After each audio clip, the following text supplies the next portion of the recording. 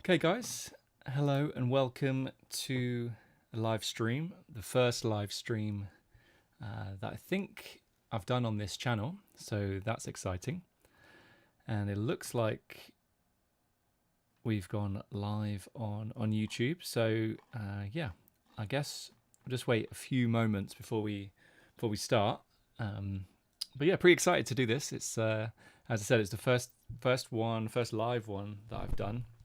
I do a weekly webinar with my group, so they're used to seeing my face and hearing me talk about hands and talk about poker, but I've never done one like this live on YouTube to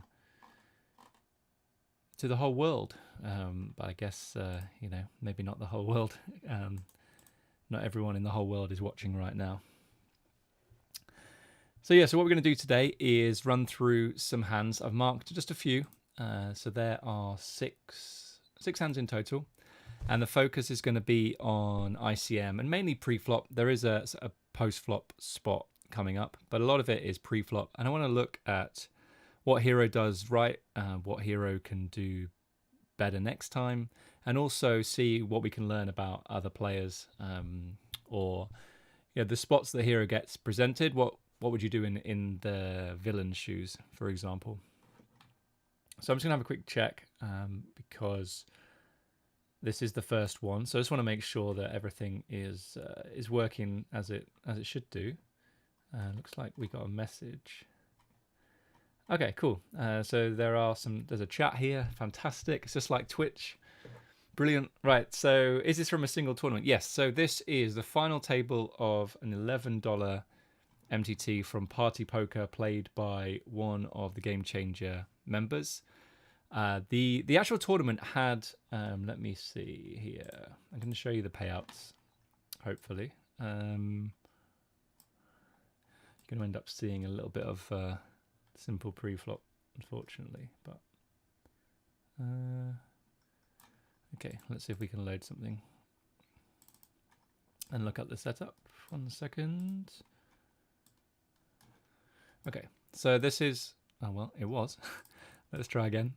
So this is the payouts, so you can see them here first. I guess I can just do this.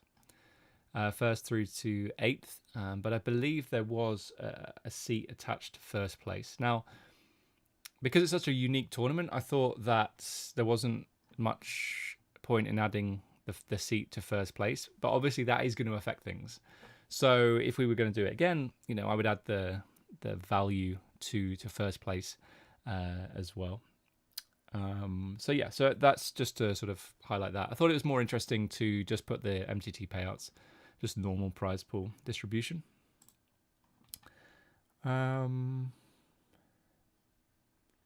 Good evening to the chat. Okay, so yeah, if you want to chat, there is a chat box. Feel free to comment.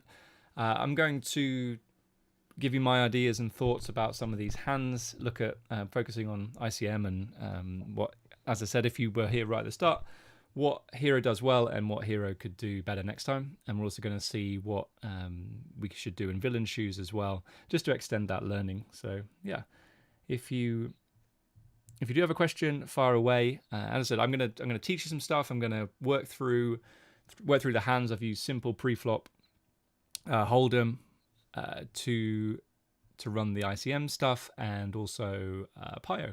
If we because we're going to look at one post flop spot as well, which I think is pretty interesting. I just want to compare ICM and chip EV. So good evening and welcome to the stream, and let's dive in. Let's cancel this. Okay, so first hand then, we are, looks like 7-handed, is it? Or is it 8? 1, 2, 3, 4, 5, 6, 7. Okay, we are 8-handed here. I just remember that party now goes to 9-handed at final tables, so that's why must be an empty seat here, because normally it would just be an 8-handed table. Okay, so we get this spot with pocket kings, and hero just chooses to jam for 12 big blinds. So I thought this is an interesting spot, because I think a lot of people might just look at this and go, okay, well, it's fine, like it's not a problem. But you also feel, I mean, I look at this and I feel like we're missing out on quite a lot of value with such a premium hand. So what I decided to do was, excuse me, let's have a drink. What I decided to do was run it in Simple Preflop Hold'em and say, you know, is limping the best option? Is min raising the best option? Is jamming the best option? And also, if we have a min raising range or a limping range, do we also have a jamming range, right? And yeah, so that was the question. Now I think that jamming, as I said, is just too much for this hand. So let's pull in Simple Preflop, and what I've done actually is make the display 2 times. You can see here scale 2.0, so that you guys can see it. I tried it earlier on and it was way too small, but does mean I have to scroll like this so you guys can see it. But anyway, let's have a look here. So we are going to click through to button, and this is the button strategy. Now, if we scroll down a little bit, yellow is call, white is fold, brown is bet or min raise, 2 big blinds, and red is jam. So we look at pocket kings. You can see pocket kings just wants to min raise. There's a tiny amount of limping going on with pocket kings, but generally just want to go ahead and min raise. So what I think is really interesting here is a very polarized min raising range, right? So we've got essentially 10s plus ace king off, ace jack suited, although if you wanted to jam 10s and you wanted to jam ace king off, I think that's absolutely fine. So we've got, you know, and ace jack suited plus, I think I said that. That's our raising range at the top, and then the bottom is all of these hands down here. We've got bits of ace 3 off, ace 2 off, king 9 off, jack 7, 10 7 suited, and stuff like that. So then the rest of the hands, or the other hands in your range, all the way down to 9s, want to go ahead and jam. And offsuit ace-x hands tend to, in short stack situations, especially on final tables, tend to be better jams. So that's why ace-queen off is in there as a jam. It's the kind of hand, and also like ace-king off, it's the kind of hand, you know, you min raise and the big blind calls, but you know, you're not thrilled to play a hand in position if they do call. You're very much, you know, you prefer just getting it in and sort of generating some fold equity. Cool. Okay, so I am keeping an eye on the chat just in case you guys have any questions. But you seem to all be enjoying yourself in the chat, so that's great. So yeah, so the key thing here is to have a polarized opening range, and then jamming the sort of more condensed range.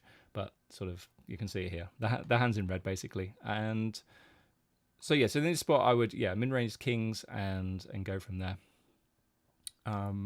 Okay, so what is the min big blind do you suppose you need to start splitting your range? That's a great question. I think sort of 10 to 12 big blinds. I think anything less than 10 big blinds. I mean, I'll be honest, I haven't run enough ICM final table spots with like 7 bigs to see if min raising is a thing. But it'd be interesting to find out. Maybe that's a good idea for another video. We could definitely do that. But I think it's a great question. And yeah, as I said, I'll be honest, and I haven't run enough sort of sub 10 big blinds to say for sure. Okay, some other questions then. Are we calling off king 6 suited to a rejam, especially versus big blind, given they may have queen high hands? Okay. So this is a good question. So let's have a look, because I want to, when we do min raise, I want to have a look at the big blind strategy, which might surprise some of you. Firstly, the fact that it's not defending that many hands, right? So 12 big blinds, you know, big button versus big blind can defend, you know, a lot wider versus a min raise. And there's still 8 players at the table, so it's not that the price is that much worse. So I think that this might come as a surprise, you know, like the big blind folding a hand like 9-5 suited, 10-8 off, 10-9 off, pretty low EV, and a lot of these hands down here. So there's a big difference between chip EV and ICM, and I think that's really, really important to understand. Okay, so the reason why the solver is, you know, jamming ace-x and suited kings and suited queens and the sort of garbagey ones here, is because if we think about what our range looks like for raise calling, it's going to be hands like aces, kings, queens, ace king suited, ace queen suited, stuff like that. And then obviously ace jack suited we had in there as well, and ace king off. So blocking that is pretty good. And then these hands just play better against our pairs as well. So yeah, there are some pairs being jammed here, but like pocket 9s is calling, 10s is calling a bit, aces is calling, 7s is calling. So when you come to study ICM final table stuff, you'll see that the strategies are very, very different from chip EV, and it's really important that you Let's just say you go, okay, you realize that in PIOSolver you can run an ICM spot. So you take the chip EV ranges from Munker and you put them into Pio and it gives you a result. And we're going to look at that later on and see why that is incorrect. And yeah, you get a result and you think, okay, this is the way to play it. But the preflop ranges are so different. So it's really important to understand ICM and yeah, I mean, versus a polarized opening range, you can see this is the effect in this spot. So are we calling off king six suited? Let's find out. We are definitely not calling off king six suited. So interestingly, we I think we had, no, it was tens, wasn't it? Because nines was just a jam. So I thought it was pretty interesting that nines and eights and under, or nines and under, would just go for a jam here. But it's, what I quite like about it is it's very obvious as to what's going to be a raise call. It's going to be the hands at the top of this sort of arrow. I always like to think of the matrix as an arrow pointing towards aces at the sort of the tip of the arrow. So if we go back to our range, you can see towards the tip of the arrow, like it looks more like an arrow here because there are more hands in there. But you can see like the hands at the top are the ones that we're going to end up calling. So if we do have these hands, tens plus, ace king off, ace jack suited, those are the hands that we want to call in this spot. And we are just going to raise fold king six suited. Now, interestingly, there is another king six suited hand coming up that we are going to talk about more. So very interesting. Good question. Okay, so that's the first one. Basically, a few things here that we raise a polarized range, we jam a more condensed range of strongish hands that we don't want to raise call, so we just jam them in the first place. And then the big blind has to defend somewhat tighter than chip EV, and that's really important to understand as well. Cool. Okay, in fact, I'm going to take this over this side. Maybe not. Okay, I'll put it over here. Okay, so as I said, there is a chat, and if you guys have any questions, then feel free to just to let me know. But yeah, hero shoved, and they both folded. We don't want to be results orientated, but I do think it's a good spot to analyze. Okay, so this is a really interesting hand. So let's have a look around the table. We have a player on 11 bigs, 12 bigs, 10 bigs, and the chip leader with 25. A player here with 17, and then hero has 19. So hero very comfortably in second place here. Another thing to think about is that there are now only 6 players left at the table, which means that the antes are reduced. So when the button raises, there's less money to win and the price is worse. So there's several things obviously going on at final table, but the big things to sort of consider and understand is that when there are fewer players left at the table, the price is going to be worse. But also in an ICM situation where you're second in chips and going to be playing a pot out of position against the button, then you need to be a little bit more cautious than you ordinarily would be. So let's have a look at the hand. We face a raise. So let me just ask the chat then. Are you guys always calling here? And where does this sit in terms of offsuit Queen X hands? Like, is it the bottom of the range? Is it like, are you just calling all the Queen X hands, Queen 2, Queen 3, Queen 4? Is this a call? Like, do you think this is a call in this spot? Like, what do you guys think? Just let me know in the chat. It'd be interesting to see what you guys think.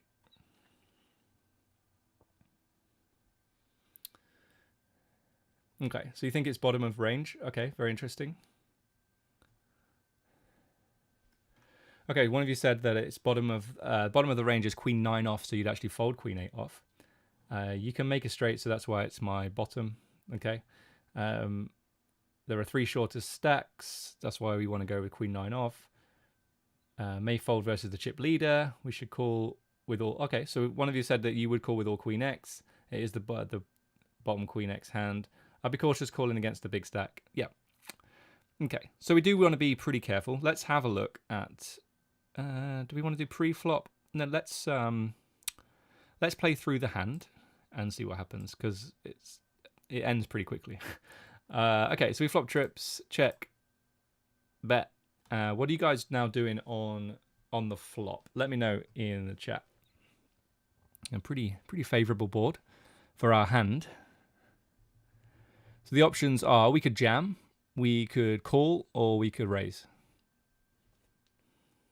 And the other option is to fold, but I don't think any of you are going to be doing that.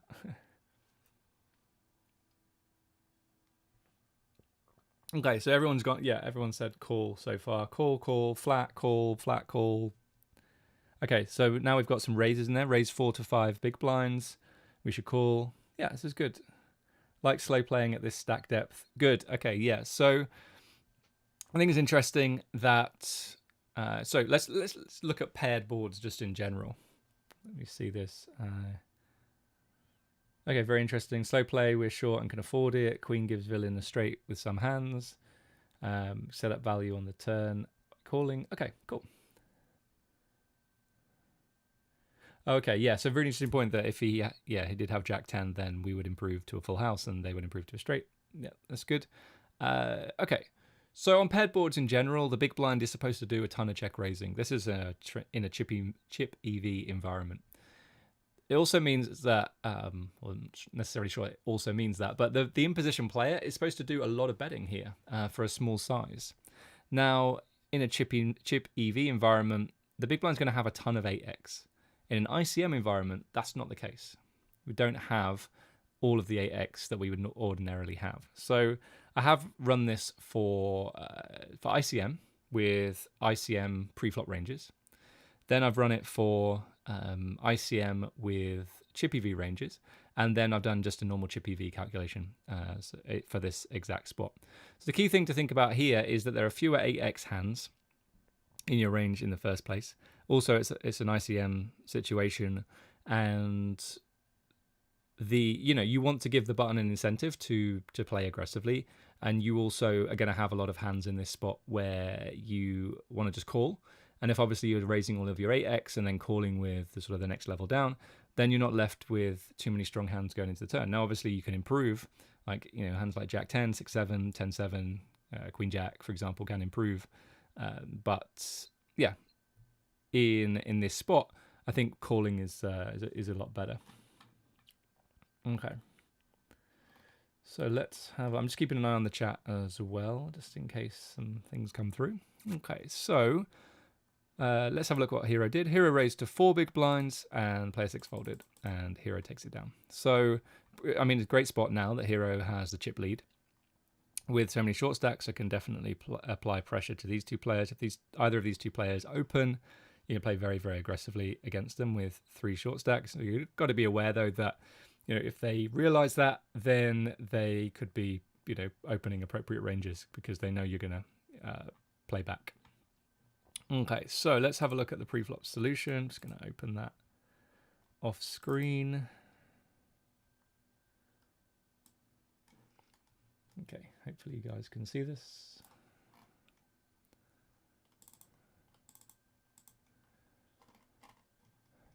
Okay, so once again, I think we were 6-handed at this point? And you can see, 1, 2, yeah, there's 6 stacks here. So you can see that we're not defending as wide as we normally would do for chip EV, where we would call like all King X, all Queen X, a lot of Jack X, all of our suited hands. You can see they all just drop out. So again, the odds that we're getting are less because there's less in the middle to win and fewer antes. And also we're playing out of position against a player who can bust us, and there are some short stacks there. So lots of things going on that make us want to just defend a lot tighter. Some surprises here might be hands like 10s, 9s, and 8s, where you might think that you just want to go ahead and jam, and you can see that they're just calls. So yellow is call and brown is jam. So that is pretty interesting, I think. I think that might come as a surprise to some of you to see some really strong pairs in a flattening range. So if I just pull out this again so you can see the spot pre-flop. So if you're sitting here with 10s, 20 big blinds, you think, okay, that's normally a jam, right, for chip EV. But in this situation, it isn't. Now, I guess we should, we can't really continue without looking at what the button's opening range looks like. So, interesting.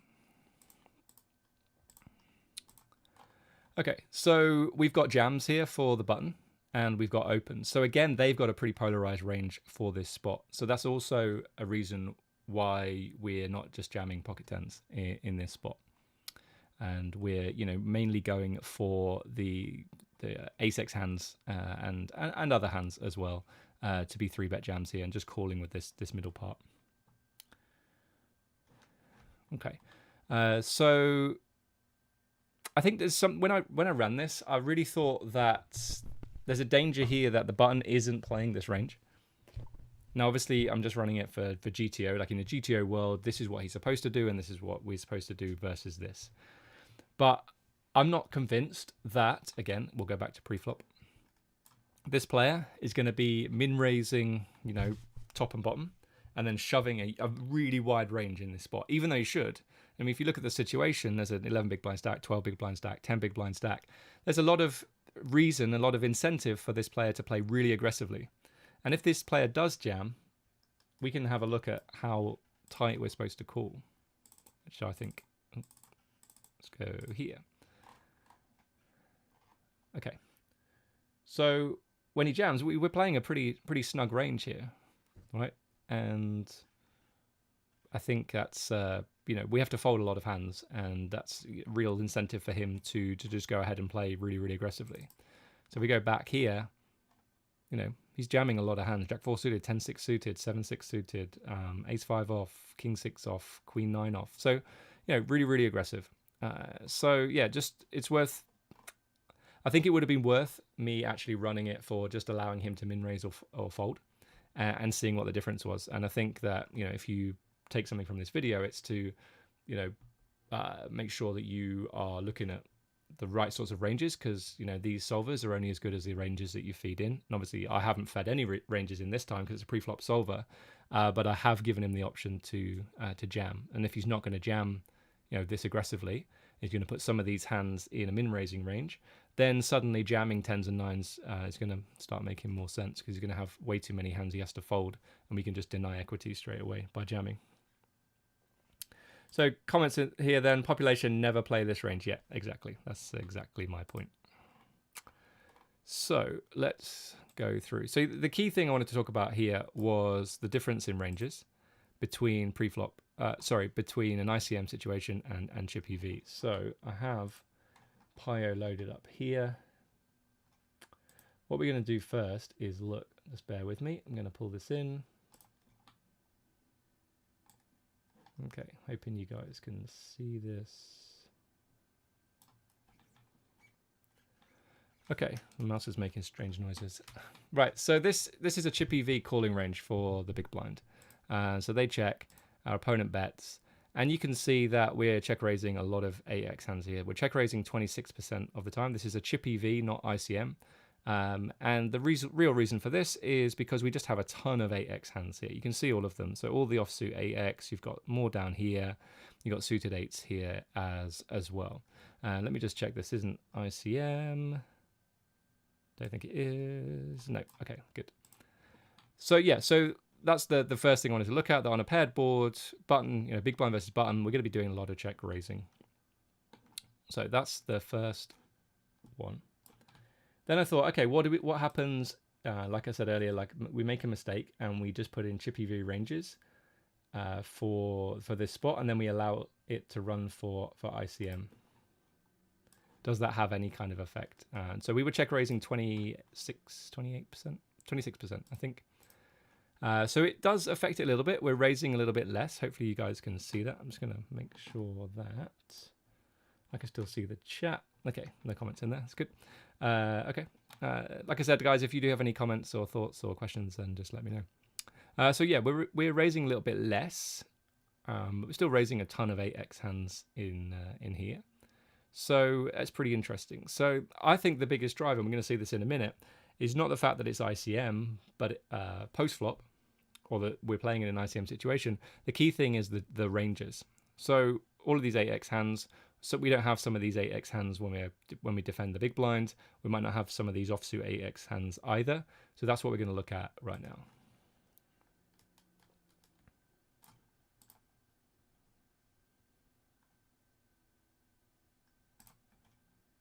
Okay, so as you can see, the range is very much different. Hopefully you guys can see that. So we check, they bet, Also, their range, we've already talked about this, how it's going to be very polarized, as you can see here. But now you can see we're only raising 6%. So all of those 8x hands we just talked about, so 9-8 offs missing, 8-7, 8-6, 8-5 off, and we've got 8-4 suited, 8-3 suited, 8-2 suited. So all of a sudden, all of these 8x hands missing from out of positions range. So what this means is that we have to play, we just don't have as many trips hands to go for a check raise. All right, so you can check raise a little bit at the time, but if you look at all the other 8x hands, 9-8 suited, 8-7 suited, and these suited 8s down here, all of a sudden we are playing them a lot more passively. And so yeah, that's really what I wanted to focus on with that hand. So it's not the case, excuse me, it's not the case that we are playing on a final table and, a check raise is going to look really, really strong. It's more a case of it's going to look even stronger because we have fewer 8x anyway. And we're not supposed to do that much raising in this particular spot. Okay, this is a great spot. So let's get some comments in the chat here. What do you do in this spot? We've got a few options. I took out limps, but we've got the option to min raise, to jam, or to fold. Now, Hero here has almost 38 big blinds, 2x what second place has, and then there are other players with much shorter stacks. So yeah, let me know in the chat, guys, what you would do here. Are you going to min raise? Are you going to jam? Are you going to fold?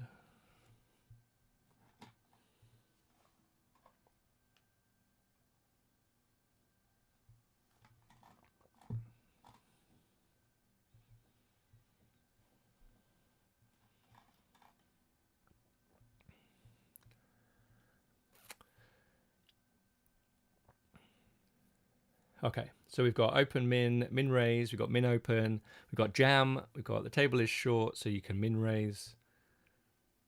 Okay, so I would say that like the general consensus, another min raise. Player 1 can't call light as two shorter stacks remaining, absolutely. Player 5 can definitely not call light here if we jam, for sure. I like jamming here. Yeah, okay. Yeah, so when we jam here, we have a tremendous amount of fold equity, and we block a lot of the hands that are going to be easier calls, like ace-king, like jacks, like kings.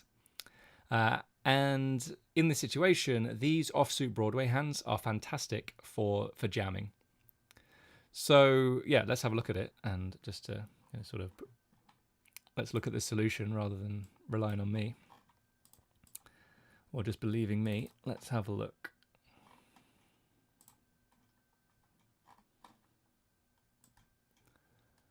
Okay.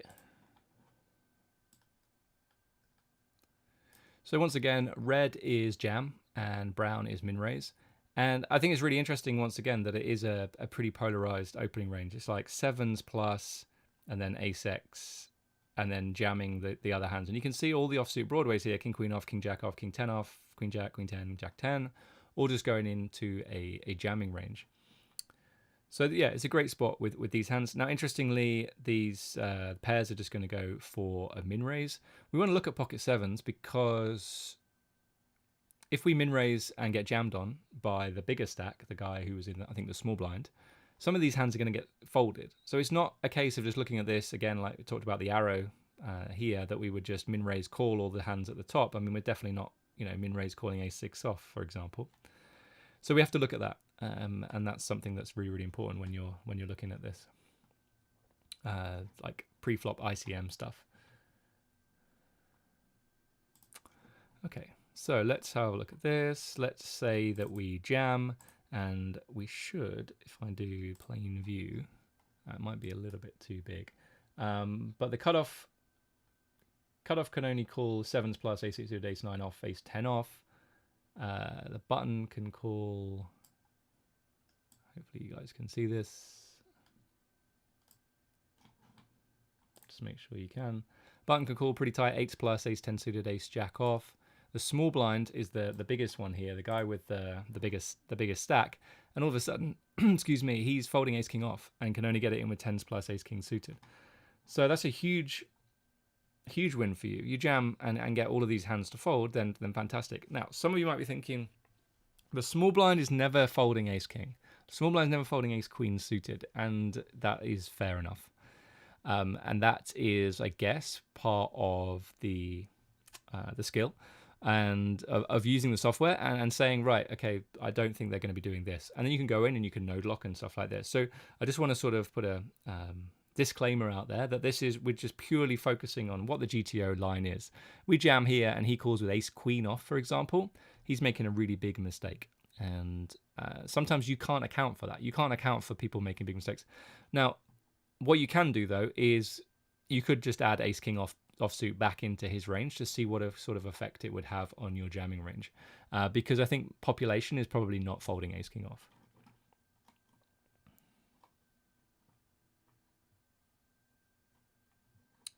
Okay, so some really good comments and sort of, you know, goes against the kind of the disclaimer. This range assumes villains are going to play correctly, and since population won't play it correctly, I like opening these hands and folding to a jam. I mean, that's fine. Absolutely. If you're playing in a tough field, though, I think jamming is fantastic. It depends if hero knows whether villain is ICM aware or not. If villain is not ICM aware, then we need to jam tighter.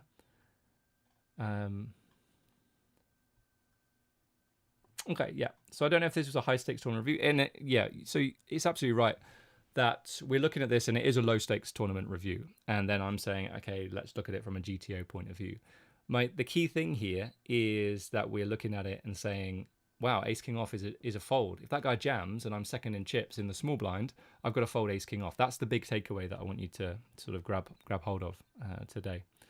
Because the thing is that we could literally just be going back and forth with ranges and saying, okay, well, I think he's going to jam this, and he's going to he might jam this, and he's going to flat this. You go back and forth.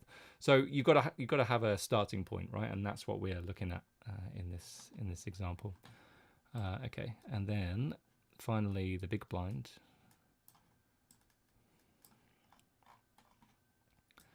Not sure I can actually show you. Okay. So the problem with the scaling, because I tried to make it bigger for you, but yeah, it's not worked, unfortunately.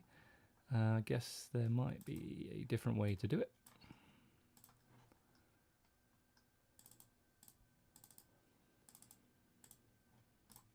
Okay, there you go. So the big blind's calling this range 8s plus, ace 10 suited, ace jack off. Okay.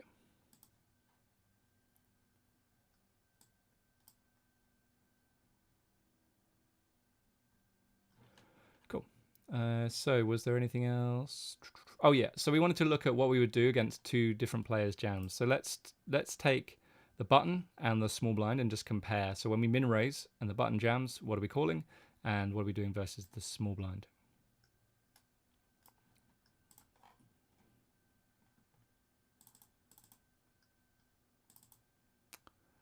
Okay, so first of all then let's have a look at the button's jamming range. Looks reasonable, I think, for this spot. Jamming ace 10 offsuit plus, 7s plus, ace 9 suited. I think that's reasonable. They raise, and we see folds. Okay. And we're going to raise, so we're going to call off with ace 10 off, well, basically ace 10 plus and 6s plus. So this player had 12 big blind stack, and so we're happy to min raise call all of these hands here. Okay.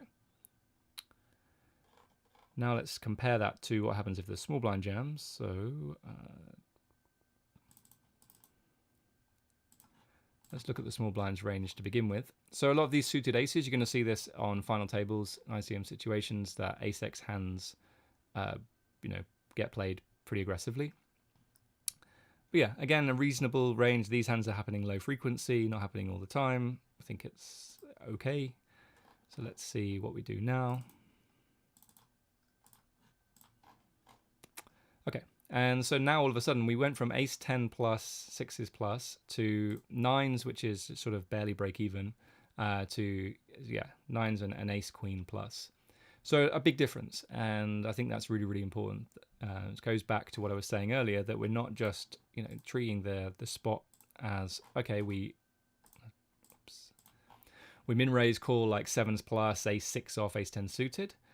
We adjust for the player that shoves, and we're a lot more happier calling, say, against a cutoff who's got a sub 10 big blind stack than we are against the small blind who's even though he's probably jamming a wider range, and he's got more of these ace-x hands in there, we still can only call with like ace-queen and nines or tens plus. Okay, so here I did jam, and I really love it. I think it's really, really good. So those offsuit Broadways, really, really good. Okay, so pretty much exactly the same spot. We've got more big blinds now, and everyone has fewer, I guess. Let me just check the chat. Okay, yeah, sorry. So the half colored, let me just pull this in, just explain. So brown means min raise and red is jam. Okay, and if there's any yellow, it means call. Right, let's go back to the chat. Just trying to make sure I get through everything I want to get through. Question here, are you going to put this training on the channel? I will do, yeah. So you got to go to bed. It's 4:30 a.m. where you are. Absolutely, yeah. I'll put it up probably as soon as we finished. Okay, so pretty much exactly the same spot. And we look at this spot and we go, okay, we're going to do exactly the same thing. We're going to jam the offsuit Broadway hands. But, you know, what point do we sort of have a threshold of, you know, we don't want to jam pairs, right? And we saw earlier on it was like 7s and 6s that we could min raise, and then depending on who jammed, we would call. So I think in this situation, it's almost exactly the same situation, but we have a much stronger hand. We have a hand that we can induce with. We can, you know, it's a higher EV line to min raise and call it off. So I think this is really, really interesting, and I think this is a min raise as well. Hero went for the jam again, and I think it's going to be good to have a quick look at what the strategy looks like. So let's have a look.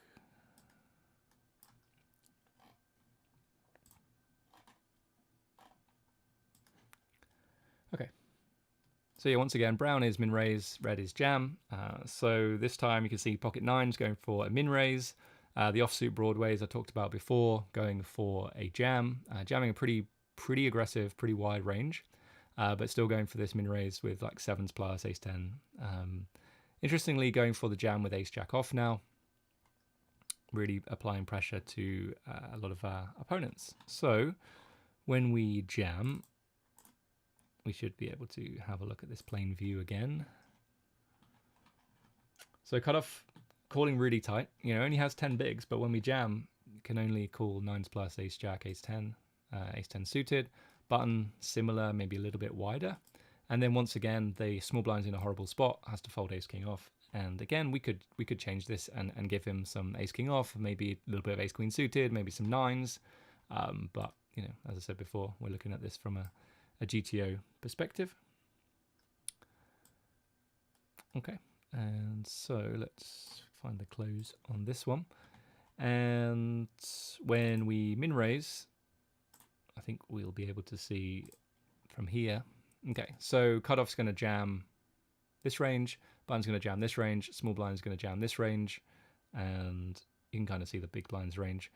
So the small blind's range looks pretty. I hope you guys can see that, because the only problem using Simple Preflop here scaled to 2x is that it takes up 2 screens, and now it's covering what I think you can see over here, but hopefully you can see it. Anyway, pretty strong range here, right, from the small blind.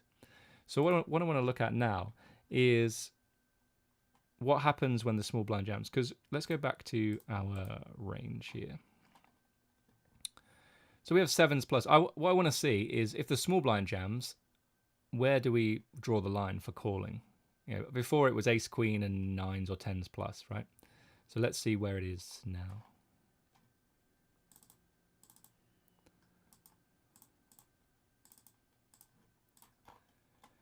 Okay, so as you can see, ace queen off starting to drop out. Anytime there's a little bit of folding in there, means the two EVs are going to be very similar, and given that the EV of folding is 0, then ace queen off is calling, sorry, is going to be, you know, close to 0. Same with pocket 9s here. So really now the spot is just 10s plus ace queen suited, ace king off. And again, I think this is a very common mistake. Just go back here, is to min raise here with pocket 9s, and this guy jams and just to call. And, you know, and you're still sort of thinking in chip EV mode. But in an ICM world, you're going to have a polarized range here if you're playing on a somewhat tough table. And then this player's range is going to be really strong. So we can't call off with pocket 9s here. We have to fold 9s, 8s, 7s, ace jack, stuff like that. So yeah, just a really, really important point. Let's have a look at some questions. We've got some feedback going on in the chat as well, so I appreciate you guys helping each other out. That's really, really good to see. Okay, so why are the pairs just a raise? Pairs retain most of their equity when stacks are short. Yeah. Okay, cool. Let's yeah. So here I did jam, and I think this is a good spot to min raise.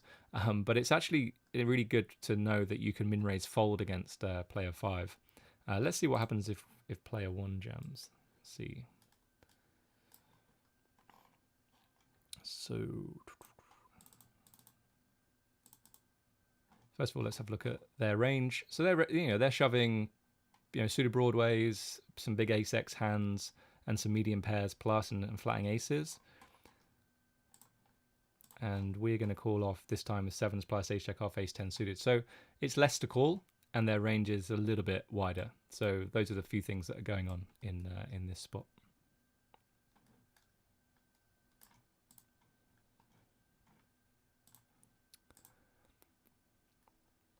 Okay, so now we're only four-handed, and based on what you've seen so far, guys, what do you think you're doing with Jack 10 offsuit in this spot in a GTO world where everyone's going to play perfectly?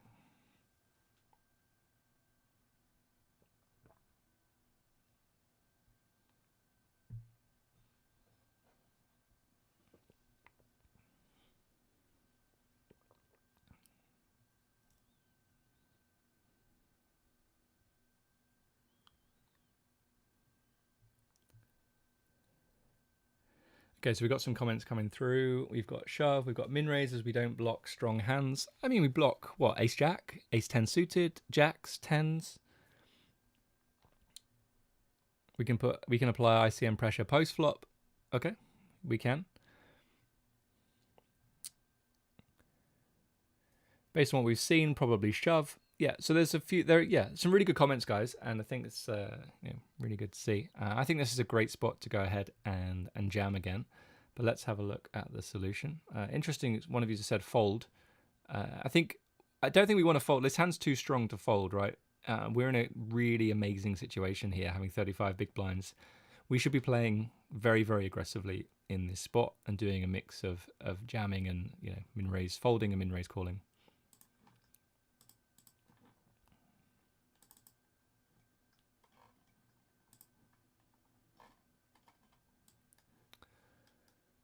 Okay, so here's the situation again. So 2s through 5s, a little bit of 6s, jamming, all these offsuit broadways again, jamming. Lots of these hands we already saw before, like suited connectors, suited gappers. Want to go ahead and jam some offsuit ace-x hands down here. So Jack 10 offsuit wants to go ahead and jam in this spot. So I think it's a really, really good spot to do that. But we min raise this time. We get jammed on by the small blind.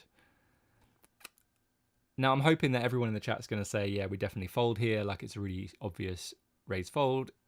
Hopefully you guys already know that and you're not making a losing call here. So the question though is, based on this range, which is like 6s plus and then ace-x plus, what is your calling range? Like what's the bottom pair that you call with? And then what's the bottom offsuit ace-x hand you call with? And what's the bottom suited ace that you call with?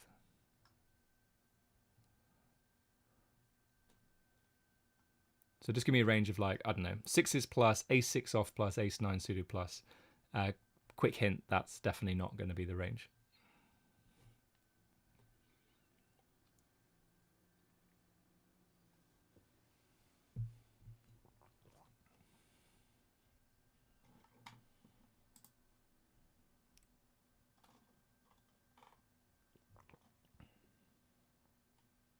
Okay, so we've got ace queen off, ace jack suited, pocket 8s. I think that's a really good start.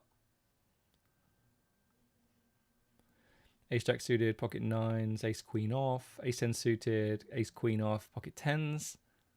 Cool. So sort of 8s, 9s, and 10s is the kind of in there somewhere. So, interesting to see if pocket 9s is where it's at. And then somewhere between ace 10 and ace jack suited, and then ace queen off. Okay, when he's gone for 9s plus, ace 7 off, ace 5 suited plus. So ace 5 suited, ace 6 suited, ace 7 suited, and most of ace 8 suited got jammed pre. So we're not We won't have these hands to call. We only have ace 8 suited, but it could be. Ace 10 suited, ace queen off, pocket 9s plus. So some really good ideas coming through. Let's find out. First of all, let's have a look at their range. The reason why I didn't show you this before is because it kind of sort of points you in the right direction, and I wanted you to be thinking about it without seeing this. So a good friend of mine once came up with a method where you would just take whatever hand your opponent, the worst hand that they could have, and you would just call like a little bit tighter than that. So for example, you would call like ace jack off, and you would call like ace 5 suited, ace 7 suited, or you would call 4s or 5s. I think it's a reasonable method, and you could definitely use that. I suppose in this spot you'd call like king jack suited, king queen suited, or queen jack suited, or stuff like that. But let's have a look, see if that is a good method to use.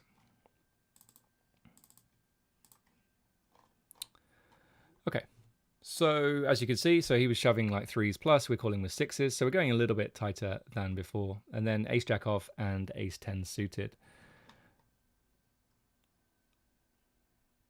Okay, so yeah, I'm pretty much on the money, guys. Like, you can go a little bit wider with offsuit ace 6 hands. Like a lot of you said ace queen, but you can go down to ace jack. But you said ace 10, ace jack suited, and then we had like 8s, 9s, and 10s, but we can actually go down to 6s. Now, you might have thought that the small blind's not shoving as wide as 3s, which is why you maybe didn't go too wide in that spot. So yeah, pretty good work, guys. I think there's some really good stuff. Basic question, why is the choice min raise or shove? Well, I guess the other options are fold and limp. I mean, I guess there's an argument for like making a slightly bigger raise so the big blind can't call as wide. If we make it 2.5x here, let's go back.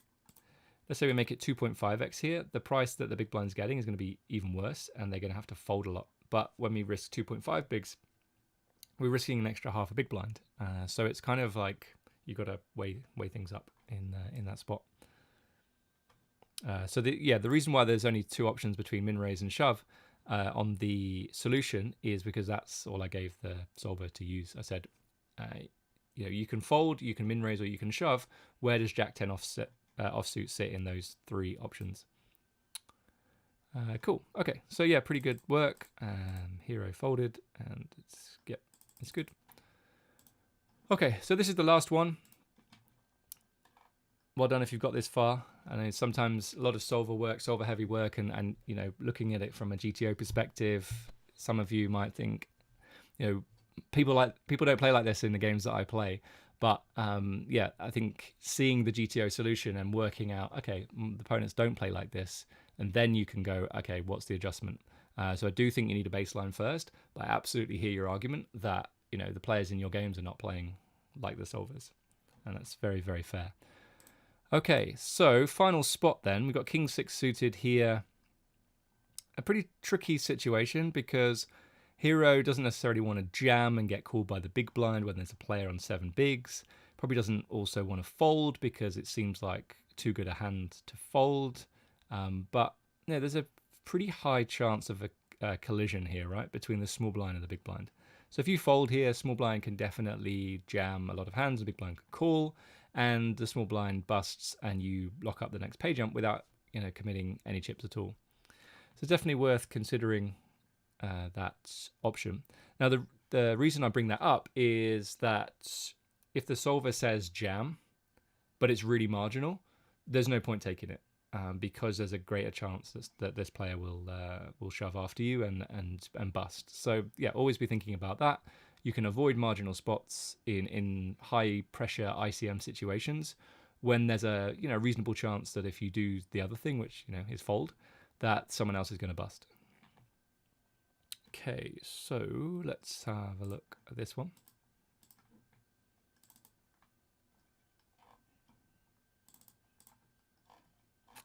So interestingly, the cutoff here should be playing pretty aggressively, playing a very similar strategy to how you were playing earlier on with 35, 40 big blinds.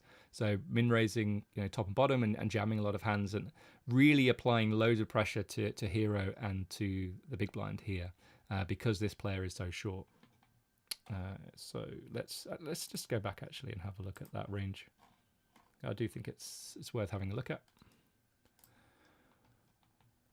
So this is their jamming range in red and min raising in brown. So if they do jam, this is your calling range. 10s plus, can't even call ace king. You can only call ace queen suited.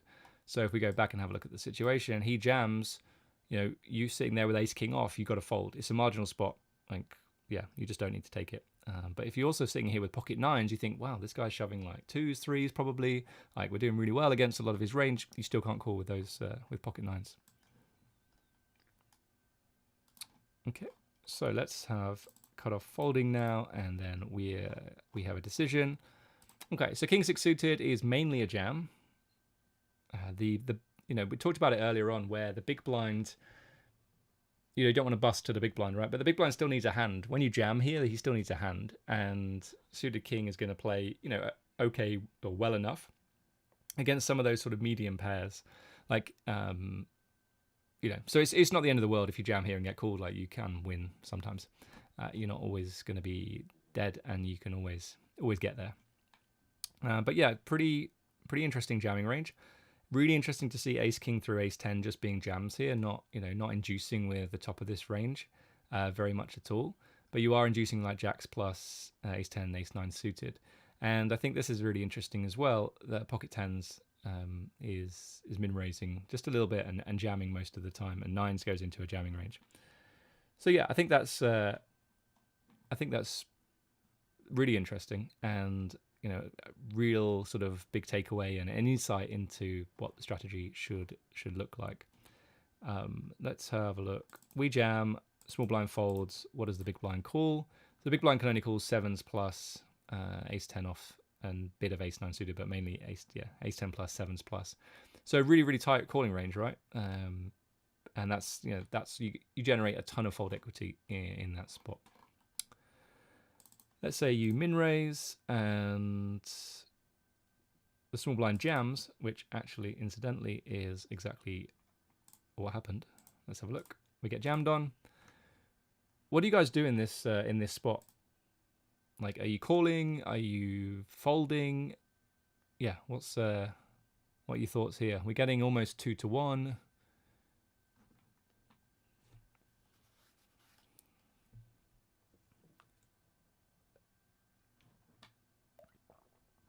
And thanks to Vol Commerce for subbing to the channel, and he said he's learning lots, which is fantastic.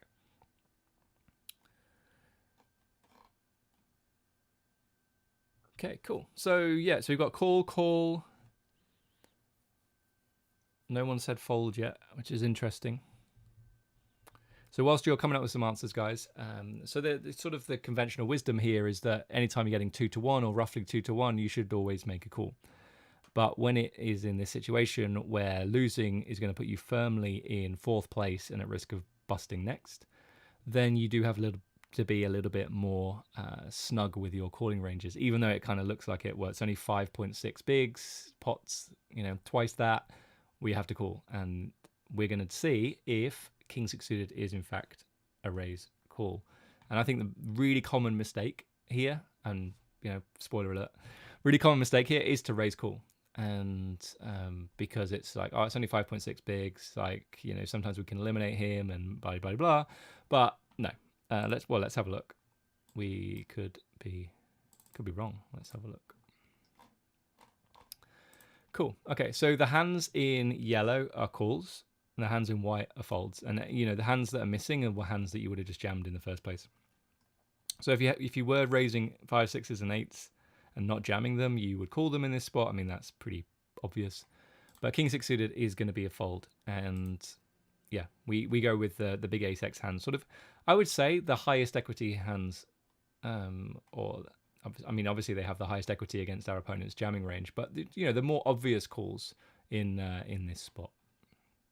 Let's have a look at the small blind's jamming range as well.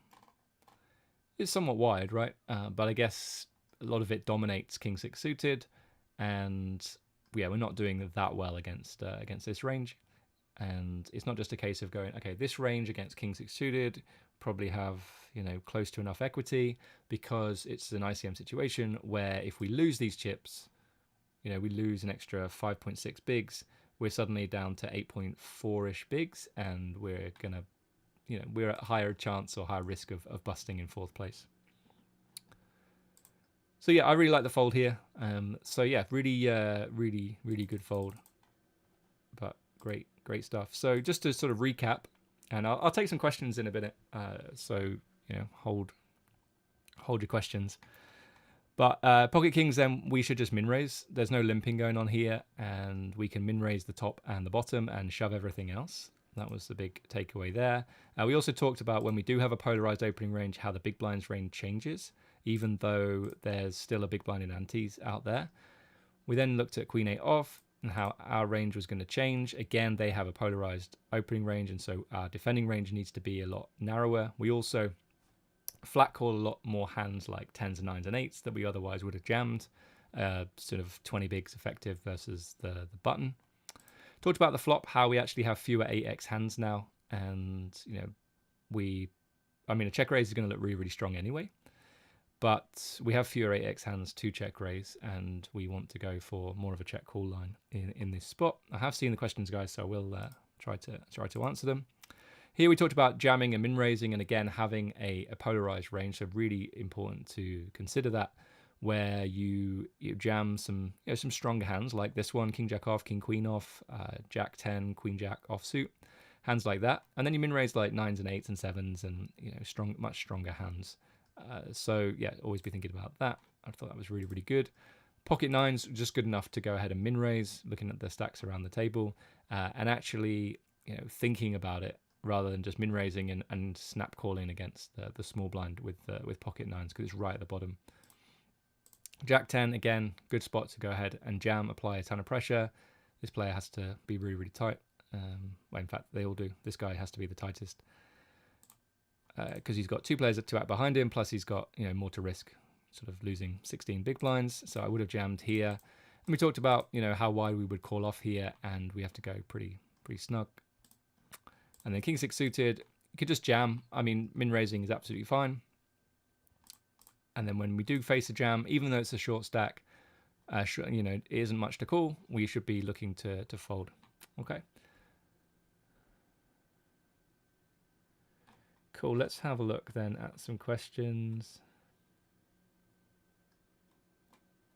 Okay, so yeah, so generally when we look at this spot, it's too good of a price. We can't fold. We've got a chance to ladder if we win. Yeah, so I think that's sort of the conventional wisdom, right? But I think it's a mistake, simply because of the sort of the potential downside to losing, is that we're then, we're going to be shoving, we're going to be at risk of being eliminated. I think keeping the chips is more important right now, so fold. Yeah, it's good. We probably have 25% equity against that range. Yeah, it's interesting because I haven't actually run it against the small blinds range. It would be good to compare raw equity versus what equity we need in an ICM situation. Definitely a good point. He's gone all in knowing that you can't raise too light with a big stack in the big blind and big stack yet to act. Yeah, so his range is going to be somewhat stronger, because you don't want to be min raising this spot too often, because the big blind can just go really aggro here and just jam a lot of hands, and you've got to fold a lot. Yeah, actually, let's before we wrap things up, I just want to see, when we do min raise and the big blind jams, how with the short stack. Okay, cool. Yeah, so it's only 8s plus ace 10 suited, ace king off. We've already jammed ace queen and ace jack off before here. So our calling range, so raise calling range, is really tight against the big blind. That's really interesting. Really good point. Okay, yeah, so the range here for the small blind should be that much stronger. Yeah, I think that's fair. Okay, and the final question then from the hero, a hero of the hour. The hand I called with ace 10 off that ended up 3-way, was that cool? That is a really good question. I didn't mark it, so I clearly didn't think it was either a mistake or that we could learn loads from it. But let me run it, and I will get back to you. So yeah, but great question. And as I said, because I didn't mark it, I don't think it was probably a mistake, but I do think it's worth running. Question: did he win the tourney? He came 4th. in this tournament. So congrats for a nice deep run, and for also giving us the hands to run through today. So yeah, we're going to wrap things up there, guys. I hope you enjoyed the stream. If you haven't done so already, hit the like button. This is my first live stream, so hoping to do a lot more. And I think you've been a great audience today, so it's really, really good to have you interact with this today. So yeah, give us a like. If you haven't done so already, hit subscribe, and you get notified when my next video and next live stream comes out or is. And yeah, I think that's going to be it. If you're interested in more premium content from me, then you can check out classroom.mttpokerschool.com for a full tournament poker course. And it's broken down into modules. So, even if you don't want to buy the whole thing at once, you can buy individual modules that look at, pre-flop, raise first in ranges, big blind defense, c-betting in position, c-betting out of position, that kind of thing. Cool. Okay. That is going to wrap things up. And so I'll be back soon with another live stream and probably another video. But until then, take care and I'll see you soon. Cheers, guys. Bye-bye.